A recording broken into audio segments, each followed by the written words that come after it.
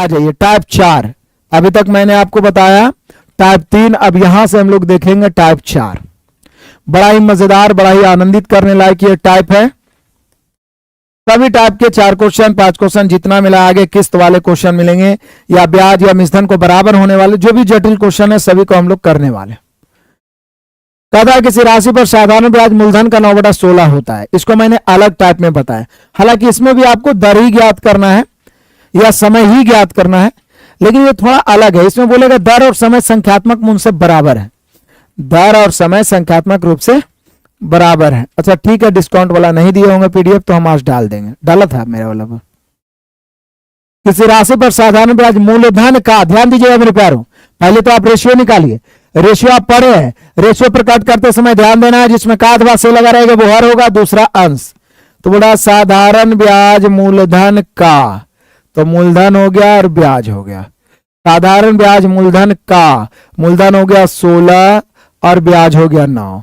साधारण ब्याज मूलधन का, मूलधन हो गया 16, ब्याज हो गया 9, मूलधन हो गया 16, ब्याज हो गया 9। कहता है किस धनराशि पर साधारण ब्याज मूलधन का 9/16 लगता है यदि यह संख्या प्रतिशत दर का सूचक हो और वर्ष में समय भी बराबर हो। इसका कहने का मतलब है कि यदि कोई ऐसा संख्या हो जो प्रतिशत दर को सूचित करता हो और उतना ही समय भी हो, मतलब सीधा इसका कहना है कि समय और दर का संख्यात्मक मान बराबर हो। जैसे 6% तो 6 वर्ष, 7.5% तो 7.5%। तो बोल रहा है कि अवधि क्या होगी, अवधि मतलब समय, अवधि मतलब समय। तो समय मान लिया जाए कि T वर्ष है, अवधि मतलब मेरे प्यारो अवधि कहते हैं समय को, तो समय मान लिया जाए T वर्ष है। समय कितना है, समय मान लिया जाए T वर्ष है, तो इसलिए दर भी कितना हो जाएगा, तो दर भी हो जाएगा R%, सॉरी T%, दोनों को हमने T माना, ठीक है।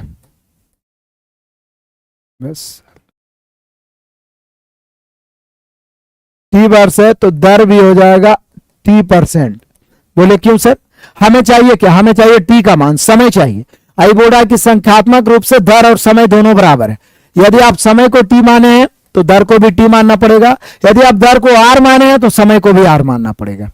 अब हम सभी को पता है, हम सभी को पता है कि समय बराबर होता है ब्याज गुना 100 बटा मूलधन गुना दर।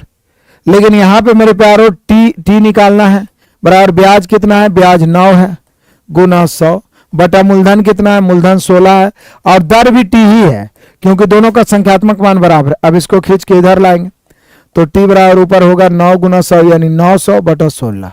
T बराबर नहीं, T स्क्वायर बराबर, क्योंकि T गुना T स्क्वायर हो गया, इसलिए T बराबर ई रूट में हो जाएगा, तो 30 बटा 4 हो जाएगा। 30 को 4 से काटिएगा आप, 15 दूनी 30 काट दीजिए, 2 दूनी 4, 15 बटा 2 वर्ष। तो सीधा फॉर्मूला तो वही लग रहा है क्या कि समय बराबर ब्याज गुना 100 बटा मूलधन गुना दर, लेकिन यहां दर और समय आपस में बराबर है, दर और समय आपस में बराबर है, दर और समय आपस में बराबर है। तो या तो सीधा स्क्वायर कर दीजिए, सीधा मतलब मूलधन ब्याज गुना 100 बटा मूलधन करके उसका वर्गमूल कर दीजिएगा तो भी आंसर आ जाएगा। क्लियर है। यहां भी वही सेम क्वेश्चन, बताइए हमसे पहले बनाइएगा। कोई धन साधारण ब्याज की दर से अपने मूलधन का 9/16 है, यदि समय और दर दोनों समान हो तो दर ज्ञात करें। मतलब यदि आपने दर R लिया है तो इसलिए समय भी आपको R ही लेना पड़ेगा, ठीक है। अब R बराबर बोल रहा है कि कोई धन साधारण ब्याज की दर से अपने मूलधन का 9/16 है, फिर वही बोल रहा है मूलधन का 9/16 है, फिर सेम ही क्वेश्चन है, मूलधन का 9/16 है, मतलब आप समझ रहे हैं मूलधन में का लगा, मूलधन 16 ब्याज 9, सेम ही क्वेश्चन है, लेकिन यहां दर निकालना है। तो दर बराबर ब्याज 9 गुना 100 बटा मूलधन 16 और गुना R, एकदम सेम क्वेश्चन। R स्क्वायर बराबर फिर वही 900 बटा 16, R स्क्वायर बराबर 900 बटा 16, तो R बराबर हो जाएगा 30 बटा 4, काटेंगे मेरे प्यारो 7.5%। तो सेम ही क्वेश्चन है, बस उसमें समय निकालना था तो 7.5 वर्ष आया, इसमें दर निकालना है तो 7.5% आया, दर निकालना है तो 7.5% आया। आ जाइए क्वेश्चन नंबर 18, हमसे पहले आपको बनाना है, मेरे सभी शेर बहादुर को हमसे पहले बनाना है। किसी धनराशि पर किसी वार्षिक ब्याज की दर से साधारण ब्याज मूलधन का 25/16 है। अब देखिए यहां पे साधारण ब्याज ही ज्यादा है। बोला साधारण ब्याज मूलधन का, जिसमें का लगा वो नीचे वाला 25/16 है, मतलब मूलधन 16 हो गया और ब्याज 25 हो गया, कोई दिक्कत नहीं। साधारण ब्याज मूलधन का 25/16 है। अच्छा, यहां दर प्रतिशत तथा वर्ष समय में निरूपित करने वाली संख्याएं बराबर, तो ब्याज की दर क्या है, तो दर बराबर ब्याज 25 गुना 100 बटा मूलधन 16 और समय भी तो आ रही है, सेम है, आर इधर आ जाएगा, आर स्क्वायर बराबर ऊपर हो गया 2500/16। अब जैसे ही आर हटेगा मेरे प्यारो तो आर बराबर 2550 का स्क्वायर होता है 50/4, 50/4 काटेंगे तो 12.5 आ जाएगा। 12.5% कहां पे है देख लीजिए, 50/4 काटिए 12.5। देख रहे हैं कैसे थर थर कांप रहा है मैथ। क्या ये चैप्टर वाइज चलना चाहिए या नहीं चलना चाहिए, क्योंकि संख्या आप सभी का बढ़ते रहना चाहिए था।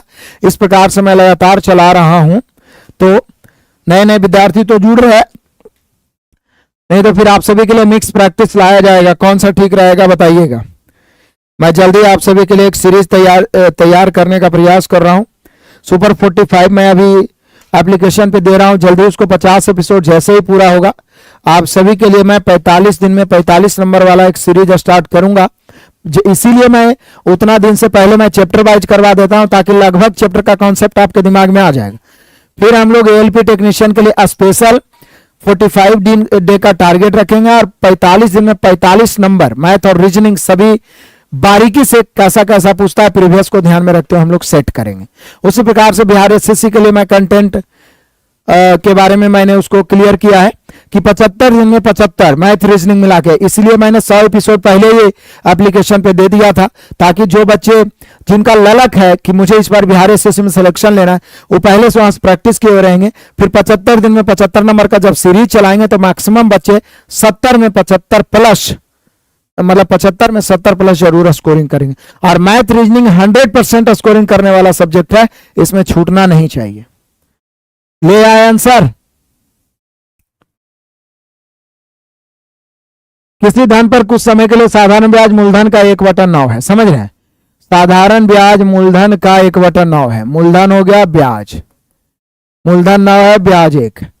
वार्षिक दर तथा समय के वर्षों का संख्यात्मक मान बराबर है, तो समय कितना है, तो समय ही पूछ रहा है, तो समय बराबर ब्याज 1 गुना 100 बटा मूलधन 9 और दर भी टी लेंगे क्योंकि बराबर है, तो टी इधर आ जाए तो टी स्क्वायर बराबर 100/9, टी स्क्वायर 100/9 है तो टी बराबर सीधा 10/3 हो जाएगा। 10/3 3.1 वर्ष हो जाएगा। तो यहाँ पे समय हो जाएगा मेरे प्यारो 3.1 वर्ष। बहुत बढ़िया, शाबाश।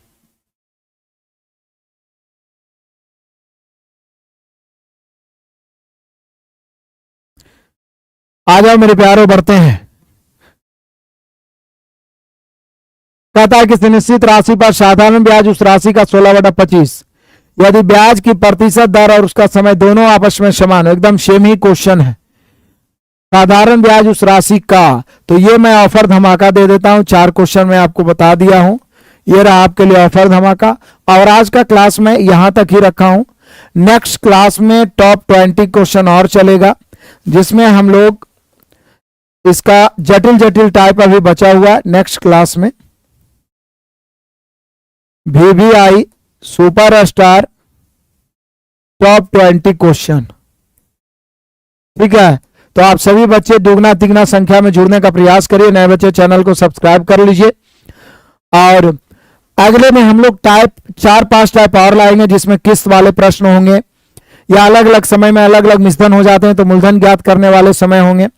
जब अलग अलग समय में ब्याज या मिश्रण बराबर हो जाए तो अलग अलग भागों में मूलधन को बांट दिया जाता है, वहां पे बच्चे का कंफ्यूजन होता है। जब कोई धनराशि 20 वर्ष में तिगुना हो गया तो 40 वर्ष में कई गुना होगा। ये सभी टाइप मिला के कुछ कुछ टाइप बच रहा है, तो हम उन सभी टाइप को क्लियर करने का प्रयास करेंगे नेक्स्ट क्लास में। सभी शेर बहादुर जुड़े रहे, मैं पीडीएफ डाल दिया हूं, पीडीएफ से आप बना के आने का प्रयास करेंगे। Tata, bye bye, love you all of you. सभी विद्यार्थी निरंतर जुड़े रहे। मिलते हैं नेक्स्ट क्लास में, तब तक के लिए धन्यवाद। Best of luck, God bless you.